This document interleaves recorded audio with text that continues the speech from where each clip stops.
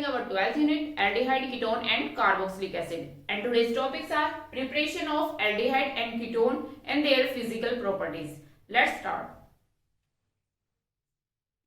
Method of preparation of aldehyde, उसमें हमने दो मेथड कर लिए थे. एक तो हमने किया था रोजनबर्ग रिडक्शन और एक किया था हमने स्टीफन रिडक्शन.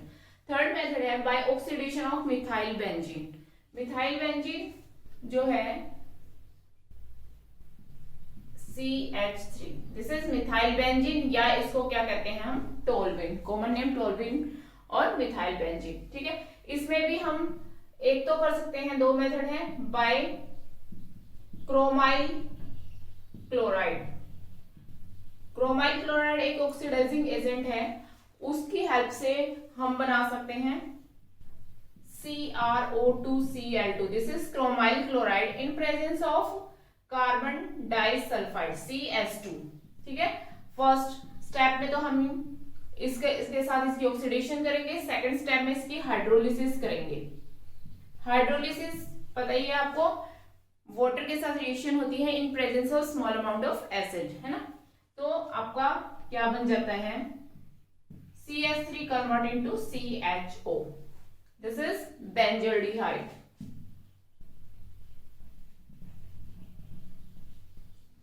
ठीक है, इस रिएक्शन का नाम है इटार्ड रिएक्शन. इसको क्या बोलते हैं, इटार्ड रिएक्शन भी बोलते हैं, ध्यान रखना इसका. ठीक है, सेकंड है by oxidation with chromium trioxide. Chromium trioxide के साथ भी अगर हम उसका ऑक्सीडेशन करते हैं तो हमें क्या मिल जाएगा, बेंजल्डिहाइड. टोल्विन ले लेंगे हम. ठीक है, ऐसे ही chromium trioxide CrO3 in presence of ये रिएक्शन होती है एसिटिक अनहाइड्राइड. एसिटिक अनहाइड्राइड क्या होगा, CH3CO twice O. This is acetic anhydride. ठीक है, वैसे ही सेकंड स्टेप में इसकी हाइड्रोलिसिस करेंगे. CH3O पॉजिटिव लिख सकते हैं हम, इसको H2O H पॉजिटिव इस तरह भी डिनोट कर सकते हो. हाइड्रोलिसिस होती है, इस प्रोसेस को कहते हैं, और ऐसे भी आप लिख सकते हैं. ठीक है, तो हाइड्रोलिसिस करेंगे सेकंड स्टेप में. फर्स्ट स्टेप में ये, तो आपका क्या बन जाएगा, बेंजल्डिहाइड.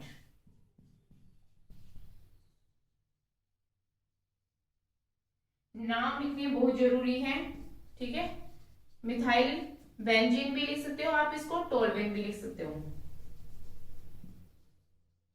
मिथाइल बेंजीन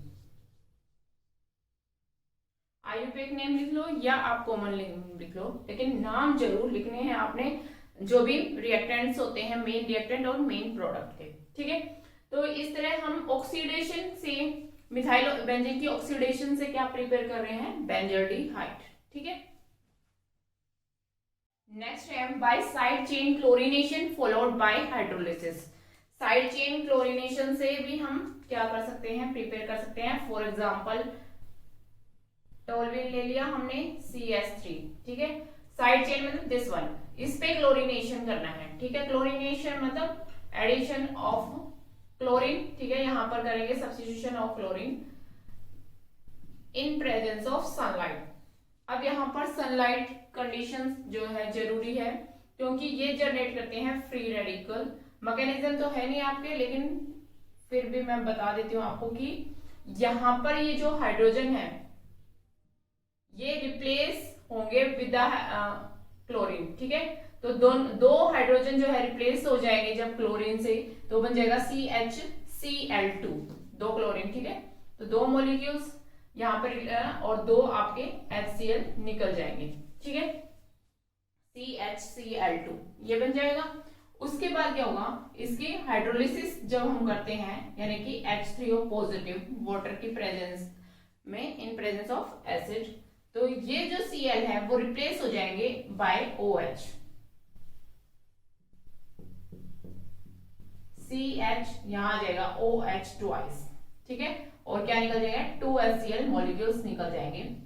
अब ये देखो, इसको अगर मैं ओपन करके लिखती हूं, आपको ऐसे दिखा देती हूँ मैं ओपन करके। सी एच है, इसके साथ OH और OH, दो OH ग्रुप है। एक कार्बन पर दो OH कभी भी स्टेबल नहीं रहते, ध्यान देना।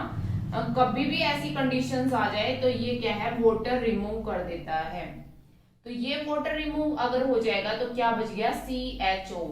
ठीक है, तो यहां पर आपका क्या बन जाएगा, benzaldehyde, CHO, by removing the water molecules. Is it clear? तो कभी भी इस तरह की कंडीशन आपको दिखे, वाटर मॉलिक्यूल्स आप निकाल देंगे, क्योंकि ये क्या होता है, अनस्टेबल होता है। This is unstable. Is it clear? तो इस तरह से हम टोल्यूइन जो है उससे क्या बना रहे हैं, बेंजल्डिहाइड।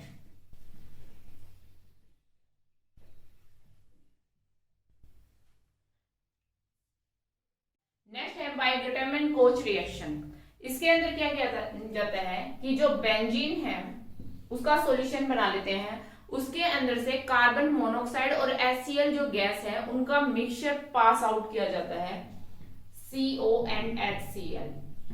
इन गैसेस का मिक्सचर हम किसमें से, बेंजीन के सॉल्यूशंस में पास करते हैं इन presence of suitable catalyst like aluminium chloride AlCl3 and cupric chloride CuCl।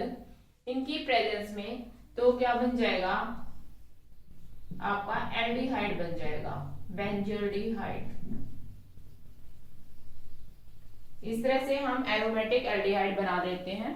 ठीक है, बेंजीन के अंदर से इन गैसेस के मिक्सचर को पास करेंगे इन presence of aluminium chloride and cupric chloride. Is it clear? और क्या निकल जाएगा, साइड प्रोडक्ट भी निकल जाएगा इसमें। ठीक है, HCl मॉलिक्यूल्स निकल जाएंगे वापस।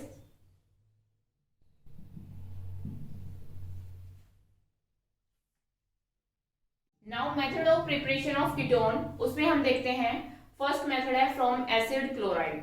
एसिड क्लोराइड आपको पता ही है, like CH3C double bond O Cl, this is acid chloride. ठीक है, और ये दो कार्बन का हो गया तो इसको बोलेंगे इथाइल क्लोराइड। जब इथाइल क्लोराइड की ट्रीटमेंट करवाई जाती है with di ethyl cadmium, di ethyl cadmium, ये दो इथाइल मॉलिक्यूल्स हो गए तो डाई इथाइल कैडमियम बोलेंगे इसको।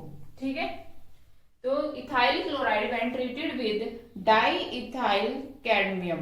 ठीक है, ये रिएक्शन जो है आपकी, इसका भी लिख सकते हो आप नाम, डाई इथाइल कैडमियम। ये रिएक्शन आपकी होगी इन प्रेजेंस ऑफ ड्राई ईथर। तो क्या होगा, देखो यहां पर क्लोरीन और ये कैडमियम, कैडमियम क्लोराइड निकल जाएगा, दो मॉलिक्यूल्स ले लेंगे क्योंकि कैडमियम की वैलेंसी कितनी है, 2 है, क्योंकि ये देखो यहाँ से 2 के साथ कंबाइन हो रहा है, इस पे 1 पॉजिटिव है, सॉरी 1 नेगेटिव है इस पे, यानी कि कैडमियम पे 2 पॉजिटिव आएगा। तो यहाँ से दो क्लोरीन मॉलिक्यूल्स निकल जाएंगे, तो इसलिए हमने दो मॉलिक्यूल्स ले ली हैं, दो क्लोरीन निकल गए कैडमियम के साथ, और ये जो दो मॉलिक्यूल्स है यहाँ पर अटैच हो जाएंगे, कैसे, CH3C डबल बॉन्ड O और यहाँ से CH2CH3, ये कितने बन जाएंगे, दो मॉलिक्यूल्स। Is it clear? ये जो कार्बन की चेन है ये आपकी इस क्लोरीन को रिप्लेस कर जाएगी और कैडमियम के साथ क्या चला जाएगा, क्लोरीन, तो कैडमियम क्लोराइड बन जाएगा और ये वाले आपको यहाँ अटैच हो जाएंगे। ठीक है, तो ये देखो कीटोन बन गया। ठीक है, 1 2 3 4, क्या नाम हो गया इसका, ब्यूटेनोन। ठीक है, तो इस तरह से हम एसिड क्लोराइड से कोई भी आप इस यहाँ पर कोई भी ले लेना, आप मान लो ये कार्बन चेन, अगर आपने ज्यादा कार्बन वाला कोई कीटोन बनाना है तो उसके अकॉर्डिंग इस कार्बन चेन को आप एक्सटेंड कर सकते हैं। ठीक है, तो उसके अकॉर्डिंग वो आपका कीटोन बन जाएगा। नेक्स्ट मेथड है फ्रॉम नाइट्राइल। नाइट्राइल कोई भी हो सकता है, एल्काइल और एराइल, तो हम एल्काइल ले लेते हैं। ठीक है, ये R ग्रुप, जैसा भी एरोमेटिक बनाना है तो एराइल ले लेंगे, यहाँ पर यानी बेंजीन रिंग ले लेंगे। अगर आपको एलिफेटिक बनाना है उसके अकॉर्डिंग आप यहाँ पे कार्बन सिंपल चेन ले लेंगे, एलिफेटिक ले लेंगे। ठीक है, ये हो गया आपका नाइट्राइल। इसकी ट्रीटमेंट करवाएंगे with Grignard reagent CH3 CH2 MgBr। ठीक है, ग्रिग्नार्ड रिएजेंट जहां भी आ जाता है तो हम क्या लिखते हैं, ड्राई ईथर। ये हमेशा रिएक्शन होगी इन प्रेजेंस ऑफ ड्राई ईथर। अब क्या होगा, फिर से उसको समझो, ये कैसे डिसोशिएट होगा, this is Mg metal positive, this is negative. इन दोनों में से किस पे पॉजिटिव किस पे नेगेटिव आएगा, इलेक्ट्रोनेगेटिविटी नाइट्रोजन की ज्यादा होती है इसलिए यहाँ पर नेगेटिव, और इस पर क्या गया पॉजिटिव चार्ज। ठीक है, तो नेगेटिव पे चला जाएगा, नेगेटिव चला जाएगा पॉजिटिव पे और पॉजिटिव पार्ट नेगेटिव पे। तो हमारा क्या बन गया CH3 C, यहाँ पर कार्बन पर हम एडिशन कर देंगे CH2 CH3। ठीक है, और यहाँ पर आ गया डबल बॉन्ड, क्योंकि एक चीज का एडिशन होगा तो एक ही बॉन्ड डिसोशिएट होगा, और यहाँ पर नाइट्रोजन, इसके साथ आ गया MgBr। ठीक है, इस तरह का एक एडक्ट बन जाएगा बीच में। उसके बाद हम इसकी हाइड्रोलिसिस करेंगे। हाइड्रोलिसिस यानी कि वाटर की जो है रिएक्शन करवाएंगे इन presence of small amount of acid. ठीक है, तो अब क्या होगा, ये बॉन्ड यहाँ से डिसोशिएट होगा और यहाँ पर एडिशन हो जाएगा ऑक्सीजन का, CH3C double bond O CH2 CH3 बन गया ना कीटोन। यहाँ पर क्या आ गया ऑक्सीजन।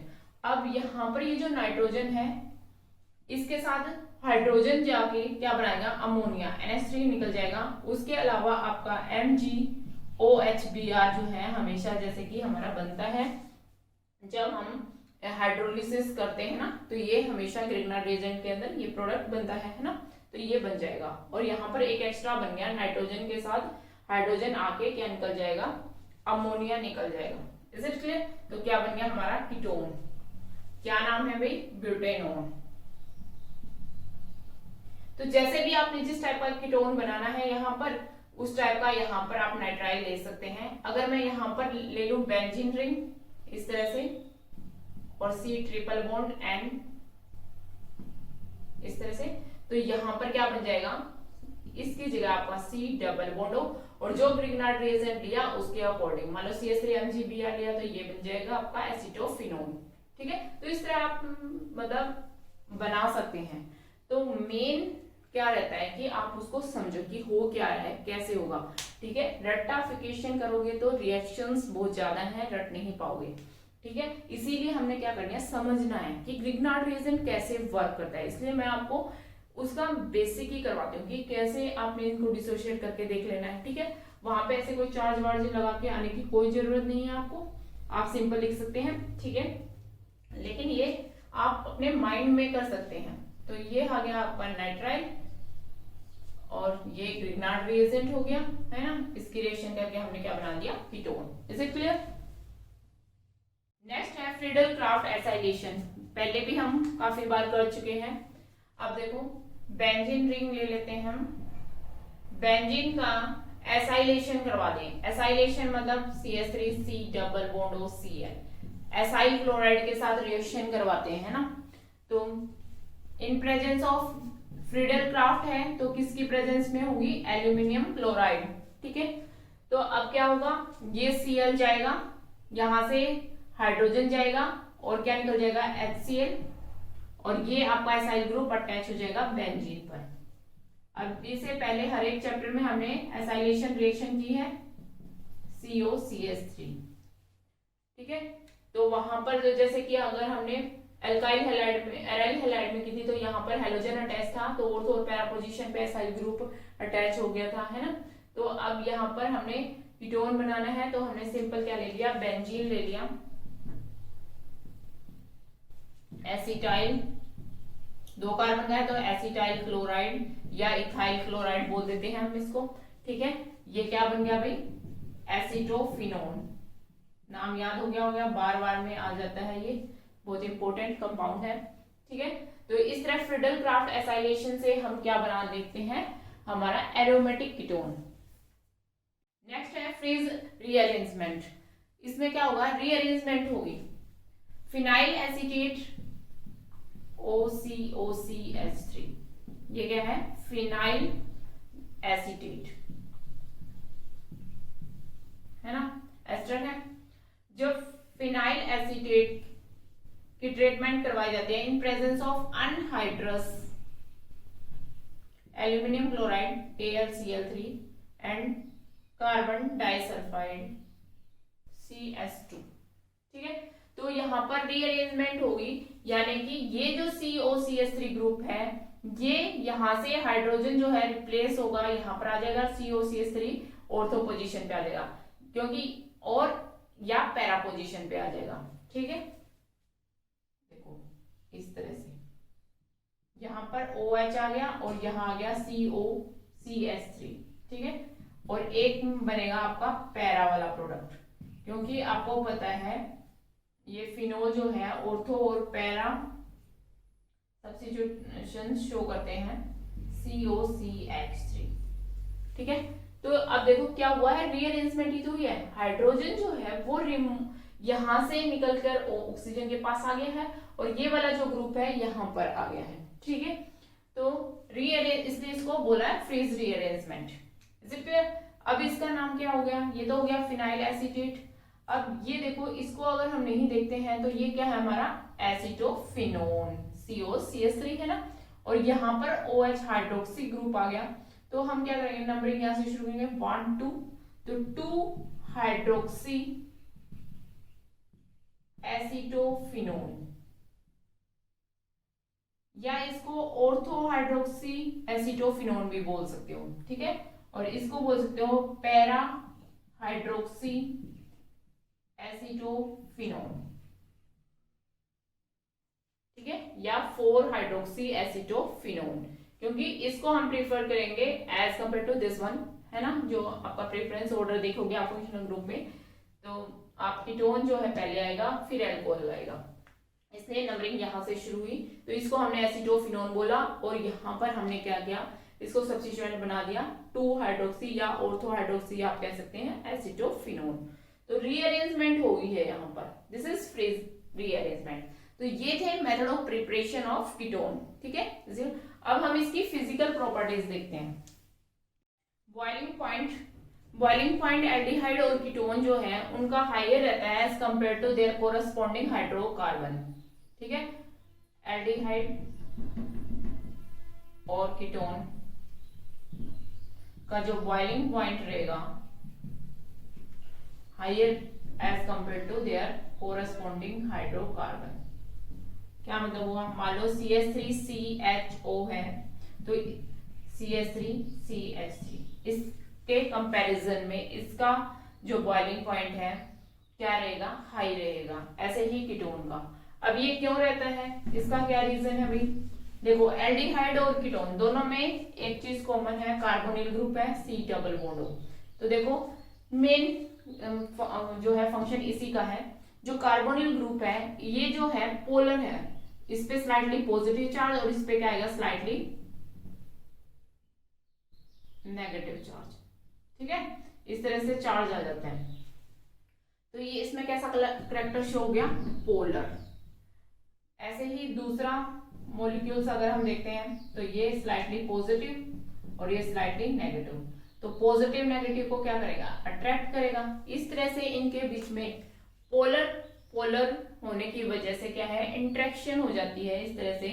अब क्या होगा, इस इंट्रैक्शन को भी तोड़ना पड़ेगा अगर हम इसको क्या करेंगे, सेपरेट करेंगे, क्योंकि बॉइलिंग का मतलब है पार्टिकल्स को जो है बहुत दूर दूर कर देना एक दूसरे से। गैसीय स्टेट में तो ये होता है ना, मॉलिक्यूल्स क्या होते हैं, दूर दूर आ जाते हैं, लेकिन इनके बीच में अगर इंट्रैक्शन होगी तो ये क्या है, इसको तोड़ने के लिए हमें एनर्जी देनी पड़ेगी। वो कैसे देंगे, हीट की फॉर्म में ही देंगे, तो इसकी वजह से बॉइलिंग पॉइंट क्या होता है, इंक्रीज होता है दोनों की केस में, एल्डिहाइड और कीटोन में as compare to their hydrocarbon. ये तो आपको समझ आ गया। लेकिन एल्डिहाइड और कीटोन दोनों में से किसका ज्यादा होगा, एल्डिहाइड और कीटोन में से। देखो एल्डिहाइड में क्या है, यहाँ पर एक हाइड्रोजन ग्रुप है, ठीक है, और कीटोन में दोनों ही क्या है, R ग्रुप है, यानी कि दोनों ही कार्बन चेन है। अब देखो यहाँ दोनों कार्बन चेन है तो दोनों ही क्या है, इलेक्ट्रॉन डोनेटिंग ग्रुप है। ठीक है, डोनेटिंग ग्रुप होने की वजह से ये इसको जो है डोनेट करते हैं, इससे क्या हो जाएगा, इसका पोलर करैक्टर इंक्रीज हो जाएगा, पोलर करैक्टर इंक्रीज। या आप ये ऐसे भी कह सकते हैं कि R कार्बन चेन आ जाती है तो मोलिकुलर मास क्या है, वो इंक्रीज हो जाता है एज कंपेयर टू एल्डिहाइड, क्योंकि उसमें एक क्या है, हाइड्रोजन है। ठीक है, इसमें दोनों R ग्रुप है तो मोलिकुलर मास भी बढ़ रहा है। दूसरा हम ये कह सकते हैं कि ये इलेक्ट्रॉन डोनेटिंग ग्रुप है जो इसके पोलर करैक्टर को क्या है, एनहांस करते हैं। तो इसकी वजह से पोलर करैक्टर जितना ज्यादा होगा उतना ही इंटरेक्शन जो है वो स्ट्रॉन्ग होगी। इंटरेक्शन स्ट्रॉन्ग होगी तो बॉइलिंग पॉइंट भी ज्यादा होगा। तो एल्डिहाइड और कीटोन में किसका बॉइलिंग पॉइंट ज्यादा होगा? कीटोन का। Is it clear? Now solubility. Water में क्या ये सोल्यूबल होंगे? पोलर करैक्टर है, हमने देखा कार्बोनिल प्रेजेंट होने की वजह से, ये ग्रुप प्रेजेंट होने की वजह से इन पे क्या है, स्लाइटली पॉजिटिव और नेगेटिव पोलर करैक्टर डेवलप होगा। पोलर आपको पता है, पोलर में डिसोल्व होते हैं, यानी वाटर भी पोलर है तो डिसोल्व होगा। कैसे डिसोल्व होगा? देखो वाटर जो है इस तरह से होता है, तो ऑक्सीजन ये नेगेटिव और हाइड्रोजन है यहाँ पर, तो ये क्या बना लेंगे, हाइड्रोजन बॉन्डिंग। यहाँ क्या बन जाएगी, हाइड्रोजन बॉन्डिंग। ठीक है, ऐसे ही ये दूसरे जो कार्बोनिल के साथ जो है, ऑक्सीजन बनाना पड़ेगा, इस तरह से हाइड्रोजन बॉन्डिंग बना लेगा। ठीक है, तो हाइड्रोजन बॉन्डिंग में ये अगले उसके साथ बना लेगा। ठीक है, आपका हाइड्रोजन के साथ बना लेगा। तो इस तरह से हाइड्रोजन बॉन्डिंग बन रही है। हाइड्रोजन बॉन्डिंग बन जाएगी तो इसका मतलब वो उसमें क्या होंगे, सोल्यूबल होंगे। लेकिन क्या होता है, अप टू 4 कार्बन चेन ही ये जो है सोल्यूबिलिटी जो है वो रहती है इनकी। उसके बाद ये इनसोल्यूबल हो जाते हैं, सोल्यूबिलिटी डिक्रीज हो जाती है। किस वजह से? क्योंकि यहाँ पर जो है R ग्रुप जब बढ़ जाएगा, कार्बन चेन जो है बढ़ जाएगी, और कार्बन चेन ये वाली जो क्या है, नॉन पोलर है, यानी कि नॉन पोलर है, तो ये इसके अराउंड क्या होता है एक्चुअल में, ये इस तरह से है, वो छोटे छोटे पार्टिकल्स होते हैं, है ना। तो ये कार्बन चेन अगर जितनी लंबी होगी वो इसको घेर लेगी, कार्बोनिल ग्रुप को इस तरह से घेर लेगी। तो वाटर मॉलिक्यूल इसके पास ही जब नहीं आ पाएगा तो कैसे वो हाइड्रोजन बॉन्डिंग बनाएगा। ठीक है, तो यहाँ पर क्योंकि ये R चेन जो है वो क्या है, नॉन पोलर पार्ट है, तो नॉन पोलर पार्ट बढ़ता जाएगा, सोल्युबिलिटी क्या हो जाती है, डिक्रीज होती जाती है। इसलिए सिर्फ अप टू 4 कार्बन एटम्स क्या है, सोल्यूबल होते हैं। ठीक है, और एल्डिहाइड और कीटोन में अगर आप सोल्युबिलिटी का कंपैरिजन करें तो आपका जो ज्यादा पोलर होता है वो ज्यादा डिसोल्व होता है। लेकिन उस केस में भी ये होगा, जैसे R चेन यानी कि कार्बन चेन इंक्रीज होती जाएगी, सोल्युबिलिटी डिक्रीज हो जाएगी। Is it clear? Now smell. Lower aldehyde जो होते हैं उनकी स्मेल जो है पंजेंट होती है, बहुत ही शार्प स्मेल होती है लोअर एल्डिहाइड, यानी कि 1 कार्बन 2 कार्बन 3 कार्बन तक की चेन की। जैसे जैसे हायर चेन आ जाती है तो इनकी स्मेल पंजेंट तो नहीं होती, लेकिन प्लीजेंट भी नहीं होती है, मतलब रहती ही, मतलब अनप्लीजेंट बोल सकते हैं हम उसको, अनप्लीजेंट, सुहाती नहीं है, अच्छी स्मेल नहीं होती है हायर की भी। ठीक है, और लेकिन कीटोन जो होते हैं, कीटोन की स्मेल जो होते हैं, लोअर कीटोन जो है वो लिक्विड होते हैं, मोस्टली क्या होते हैं, लिक्विड, और उनकी स्मेल जो है प्लीजेंट होती है। Lower ketones are liquid with pleasant smell, और हायर जो कीटोन होते हैं, हायर कीटोन्स, उनकी स्मेल भी प्लीजेंट होती है, लेकिन वो क्या होते हैं, सॉलिड।